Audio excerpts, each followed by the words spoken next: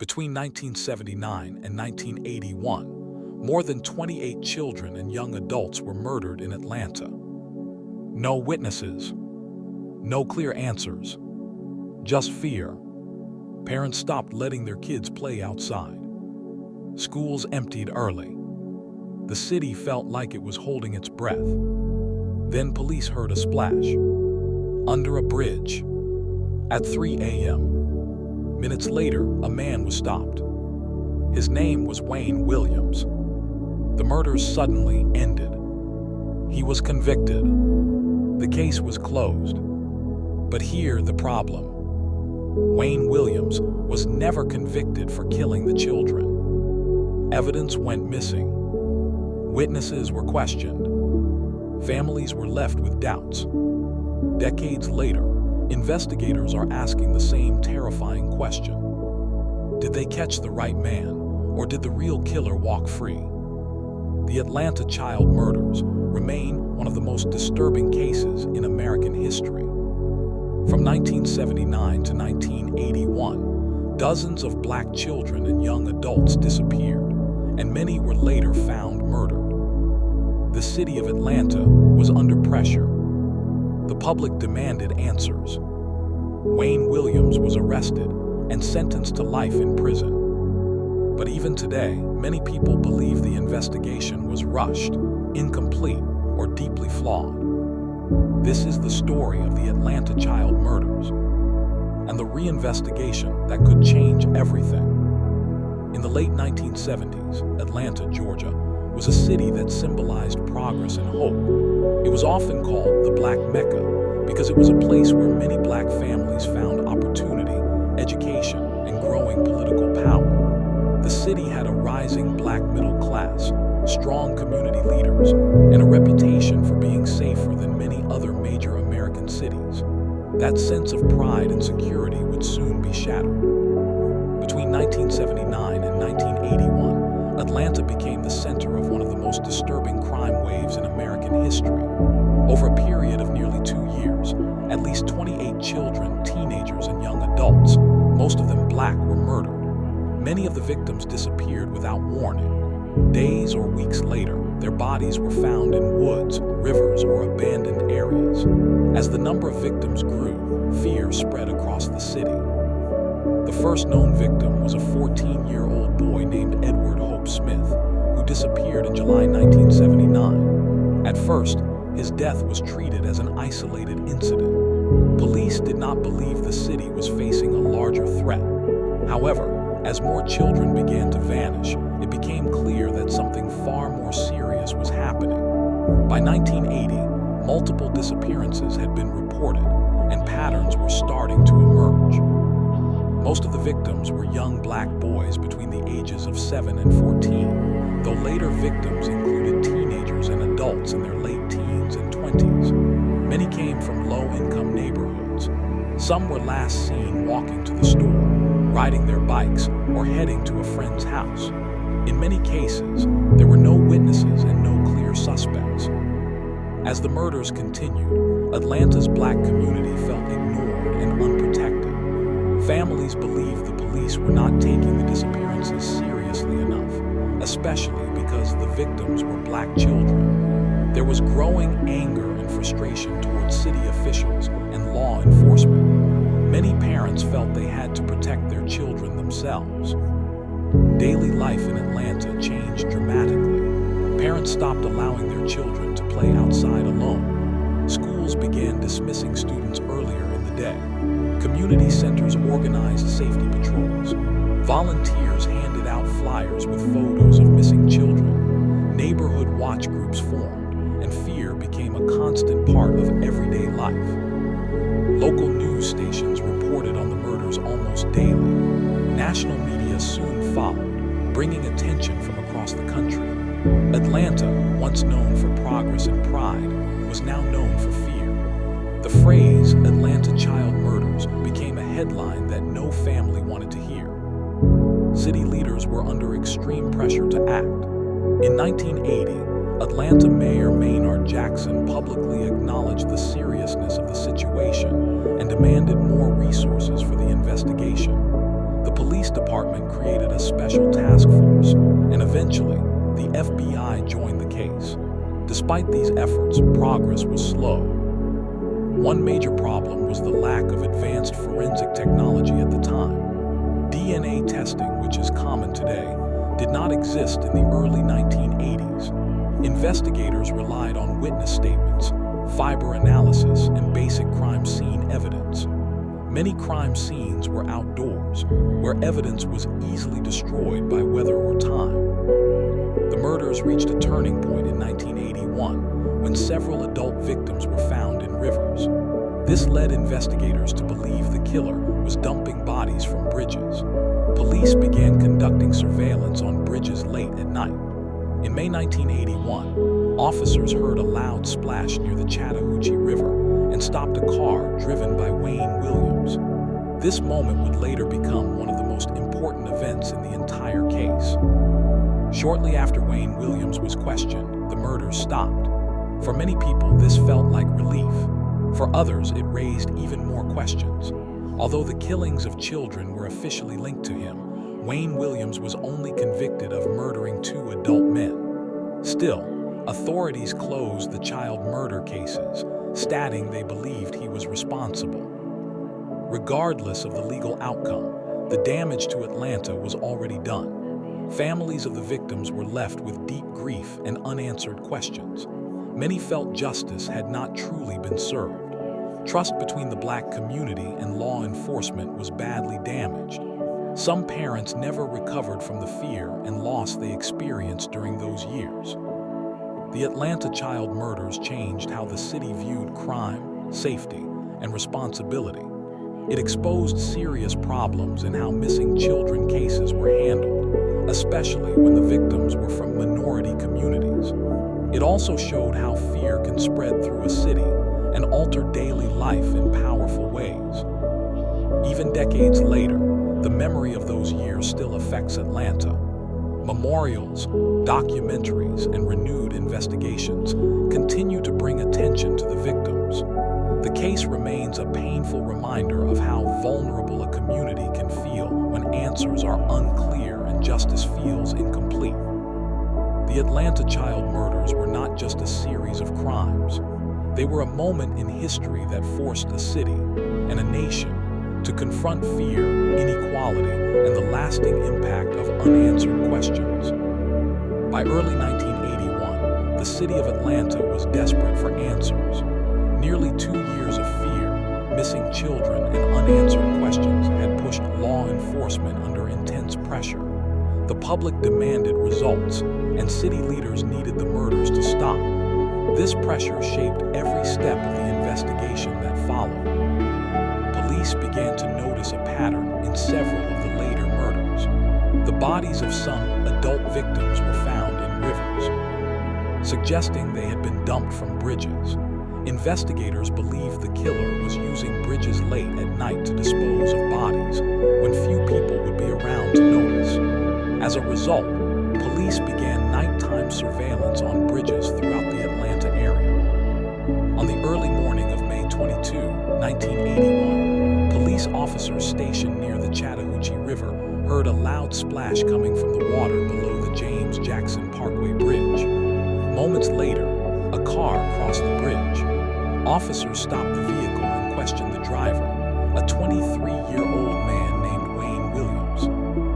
Wayne Williams told police he was on his way to meet a potential music client. He was an aspiring music promoter and often claimed to work with young performers. At the time, police had no direct evidence to arrest him, so they let him go. However, Williams immediately became a prime suspect. Soon after this encounter, the murders stopped. For investigators, this was a major turning point. To them, the timing seemed too significant to ignore. Police began closely monitoring Williams, searching his home and car, and collecting any possible evidence that could connect him to the crimes. In June 1981, the body of an adult man named Nathaniel Cater was found in the Chattahoochee River. Investigators believed Cater was the victim who had been thrown from the bridge the night police stopped Wayne Williams. This discovery gave them enough evidence to make an arrest. Wayne Williams was charged with the murders of Nathaniel Cater and another adult victim, Jimmy Ray Payne. Although he was suspected in the deaths of many children, prosecutors decided to focus on these two adult cases. They believed they had stronger evidence and a better chance of winning a conviction. Williams' trial began in January 1982 and quickly became one of the most watched trials in American history. The courtroom was filled with reporters, victims' families, and members of the public.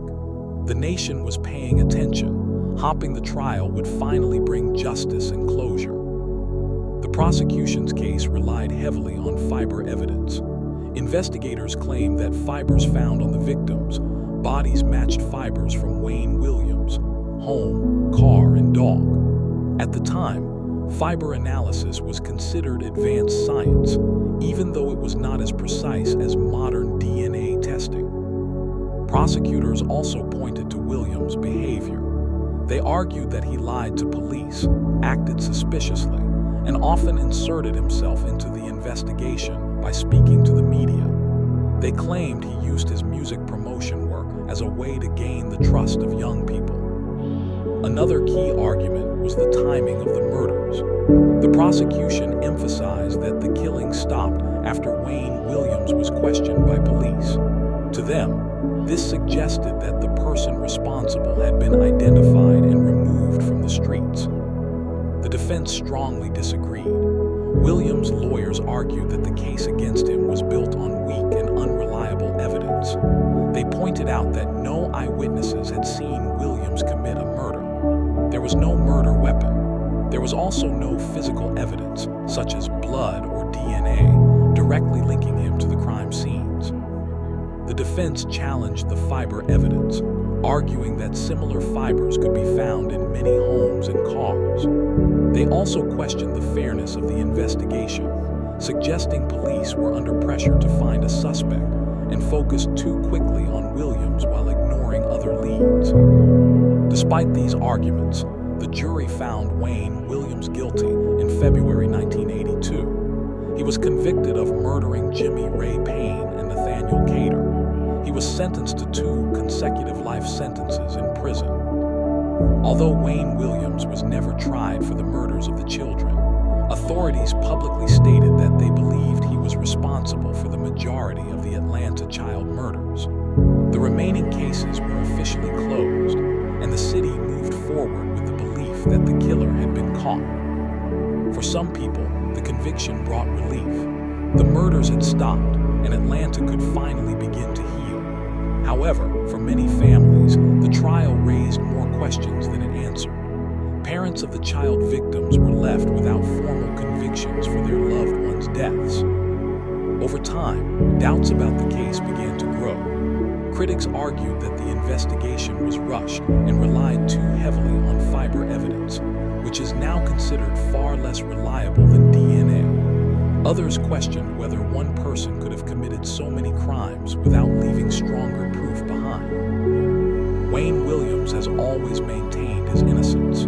From prison, he has continued to claim that he was wrongly convicted. His case has been reviewed multiple times, and in recent years, officials have reopened parts of the investigation using modern forensic technology. Wayne Williams' arrest and conviction marked the end of a terrifying chapter in Atlanta's history, but it did not bring complete closure.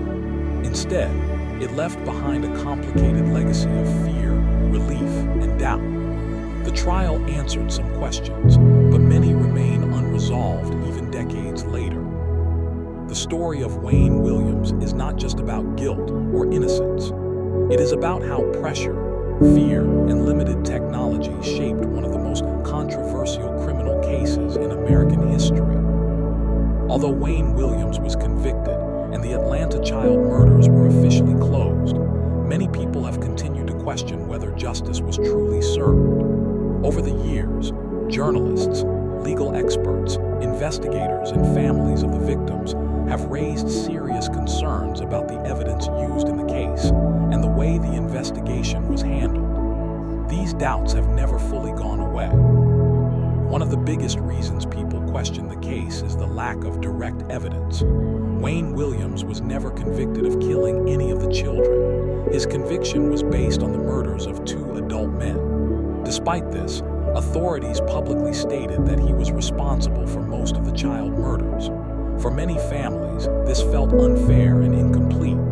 They wanted clear proof, not assumptions. The strongest evidence used against Wayne Williams was fiber analysis. Investigators claimed that fibers found on the victims matched fibers from Williams' home, car, and dog. At the time, this type of evidence was considered reliable. However, fiber evidence cannot uniquely identify a person. Many fibers are mass-produced and can be found in thousands of homes. Today, experts agree that fiber analysis alone is not strong enough to prove guilt beyond doubt. Another concern is that there was no murder weapon ever found. No blood, fingerprints, or DNA directly linked Wayne Williams to the crime scenes. This is unusual in a case involving so many victims over a long period of time. Critics argue that it is hard to believe one person could commit so many murders without leaving clearer physical evidence behind. There are also serious questions about the different ways the victims were killed. Some victims were strangled, others were suffocated, and some were believed to have been beaten. This variety has led some experts to believe there may have been more than one killer. If that is true, then closing all the cases under one suspect may have been a mistake. Another major issue is how quickly the murders stopped after Wayne Williams was questioned by police. Prosecutors argued this proved his guilt. Critics, however, say this does not prove anything on its own. It is possible that the real killer stopped out of fear, moved away, or was never caught. The end of the murders may be a coincidence rather than evidence. Many people also question the role of pressure during the investigation. Atlanta was under intense public and political stress to find a suspect. The city's reputation was suffering, and fear was spreading nationwide. Some believe police focused too quickly on Wayne Williams because they needed answers fast. Once he became the main suspect, other leads may have been ignored. There were also reports that evidence was lost or poorly handled. Some case files went missing over the years. In a case of this size and importance, missing evidence raises serious concerns. Without complete records, it becomes difficult to review the investigation or confirm whether all leads were properly followed. Race also plays an important role in the doubts surrounding the case. Most of the victims were black children from low-income neighborhoods. Many families believe their concerns were not taken seriously at first. This created deep mistrust between the black community and law enforcement. Some people believe the case would have been handled differently if the victims had been from wealthier or white neighborhoods. Another unanswered question involves possible suspects that were never fully investigated. Over the years, witnesses reported suspicious individuals, but not all tips were followed. Some critics believe other suspects were dismissed too quickly once Wayne Williams became the focus.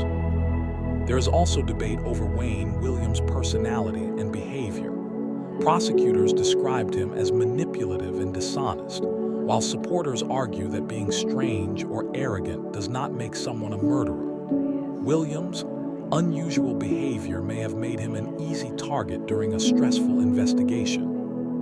In later years, advances in forensic science raised new concerns. DNA testing, which was not available during the original investigation, has become the gold standard in criminal cases. Many people believe that modern DNA testing could either confirm Wayne Williams' guilt or point to someone else. For decades, families pushed for this testing to be done.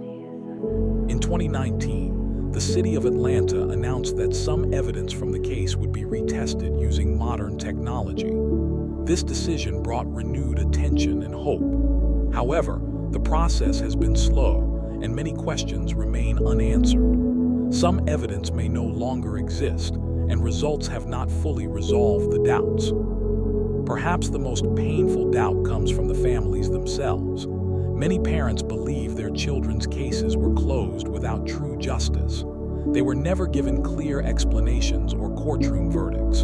For them, the case feels unfinished.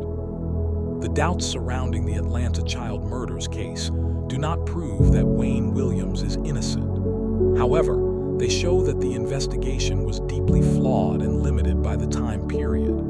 Pressure, fear, and lack of technology all played a role in shaping the outcome. Today, the case stands as a reminder of how important careful investigation and transparency are.